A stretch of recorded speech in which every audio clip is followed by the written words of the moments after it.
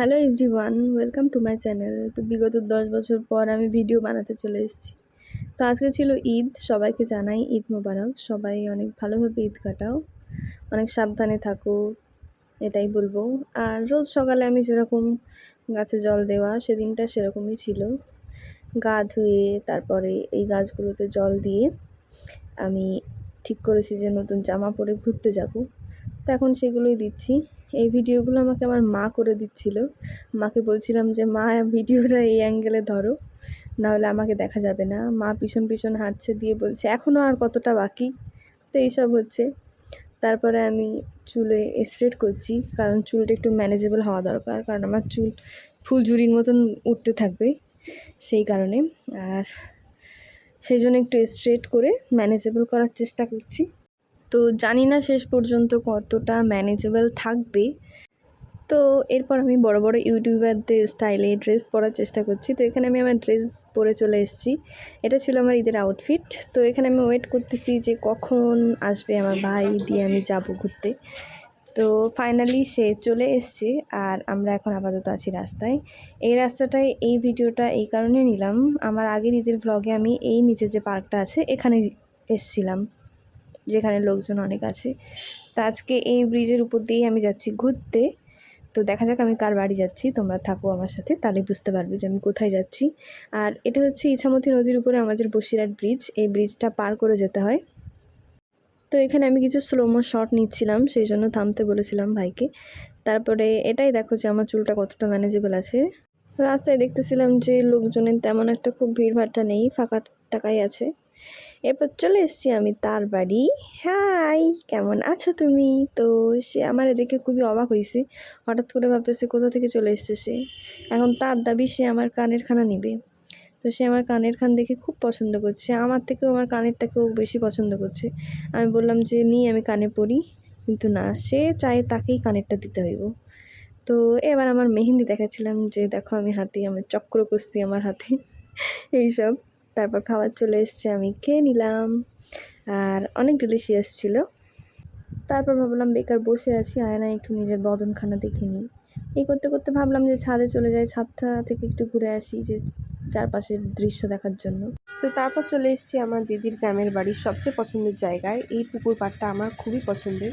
এই পুকুর পাড়টা আমার খুব ভালো লাগে। তো সেখানে গিয়ে আমি একটু কেত মারতেছিলাম। দিদি কইতেছে অমন করিস না, লোকে দেখলে কি বলবে। তো তারপর ভাবছি দাঁড়া না, যে আমি আর একটু নিচে যাই। তো সেখানে গিয়ে ভাবছি যে একটু ছবি তুললে ভালো হতো। তারপর ভাবছি না, চুলটা খোলা দরকার, চুলটা খুলে একটু পোজ দেওয়া দরকার। চুল খুলতে না খুলতেই দিদি কইছে তুই কি থামবি, তো থামা দরকার এবার। দিয়ে আমি বলছি ঠিক আছে, যাই আর কি। তো ছেলের এখন ডাইনোসরে কামড়া, কিন্তু মশা কামড়ালে একদম চলবে না। তো সেখানে তার মা পর্যবেক্ষণ করছে যে তার ছেলেরে কয়খান মশা কামড়েছে। তো বাই দ্য ওয়ে, এটা ছিল ঈদের 2 দিন পর। কেন জানি না হাতে মেহেন্দি দিলে শুধু হাতটাতে খালি দেখতে মন চায়। তো আমি সেটাই করছিলাম।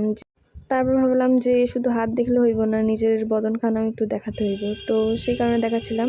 দিদি অন্যদিকে সাইড সিন দেখছিল, সেজন্য তাকে ডেকে বললাম যে এই দেখ, আমার ক্যামেরার দিকে দেখ। তারপরে আমি চারপাশের দৃশ্য দেখতে দেখতে যাচ্ছিলাম। এখানে মাঠ ছিল, খুবই ভালো লাগছিল মাঠটা দেখতে। তো চলো কোথায় যাচ্ছি এখন তোমরা দেখতে থাকো। আর এটা ছিল আহিল। তারপরে আহিল তার ভাইকে বলছে কি করছো ভাইয়া। তারপর আকিব তো খুব মন দিয়ে গাড়ি চালাইতেছিল, আর আমি আমার সাইড সিনগুলো দেখছিলাম। তো ফাইনালি আমরা গন্তব্যে চলে এসেছি। আসলে এটা ছিল একটা নদীর ধার। তো নদীর ধারের থেকে আমাদের নদীর সামনের যে রাস্তাটা, এই রাস্তাগুলো আমাদের বেশি পছন্দ হয়েছিল। তো নদীর ধার গেল চুলোই, আমরা চলে এসেছি এই রাস্তাটায়। এই রাস্তা দিয়ে অনেকটা হাঁটতে হাঁটতে আসলাম আমরা। এসে আমার যা কাজ, কিছু ফটো ভিডিও এইসব করা, সেগুলো করলাম। তো এখানে ওদেরকে কইছি যে আমি হাঁটছি, তোমরা আমার পিছনে পিছনে হাঁটো, কারণ সবাই এরমই করে, তো আমিও তাই করছি। তারপর এখান থেকে আমরা সেই রাস্তাটাকে বাই বাই করে চলে যাচ্ছি। এবারে আমাদের ফিরতে হবে। আর নদীর ধারটাতেও গিয়েছিলাম, সেটার ভিডিও করা হয়নি। তারপর আমাদের এত গরম লাগছে যে মনে হলো যে আমরা একটু খাই কিছু। তো আমরা ঠান্ডা কিনলাম। তো এবার বাড়ি ফেরার পালা। আর এটা ছিল আমার দিদির গ্রামের বাড়ি। তো আমার খুব ভালো লাগে দিদিদের গ্রামের বাড়িটা আসলে। এই 2 দিন আমি পরপর দিদিদের বাড়িতেই ছিলাম। তো আজকে দিদি, জামাইবাবু সবাইকে নিয়ে ঠিক করলাম যে বাড়ি চলে আসবো। তো সেই জন্য রেডি হচ্ছিলাম। আর এখানে বাচ্চাকে আমি ধরছি, বললাম যে চলো অনেক হয়েছে বাড়িতে থাকে, এবার নানুর বাড়ি থেকে ঘুরে আসতে হইব। তো এটাই হচ্ছে। তো আমি ওকে নিয়ে বেরিয়ে আসছি। এটা জাস্ট এমনি ভিডিওর জন্য, কারণ আমি আবার ঘরে যাব আর মাথা আঁচড়াবো। তো বের হয়ে পড়লাম। তো বসিরহাটের এই ব্রিজটা না দেখালে মনে হয় পেটের ভাত আমার হজম হইবে না, তো সেটাই আবার দেখানোর চেষ্টা করছি। আর রাস্তা মোটামুটি ফাঁকাই ছিল। আমি পিছনে বসে হেলতে দুলতে রিলস বানাতে বানাতে আসছিলাম। রিলস যেখানেই যাই বানানোর চাই। তো এখানে হচ্ছিল চড়কের মেলা। দেখে দেখে আমরা এত রাস্তা থাকতে ভিড় রাস্তায় ঢুকে পড়ছি। এখানে প্রচুর ভিড় ছিল এখানে। ঈদের দিনে ভিড় না থাকলেও চড়কের মেলার ভিড়টা খুবই ছিল।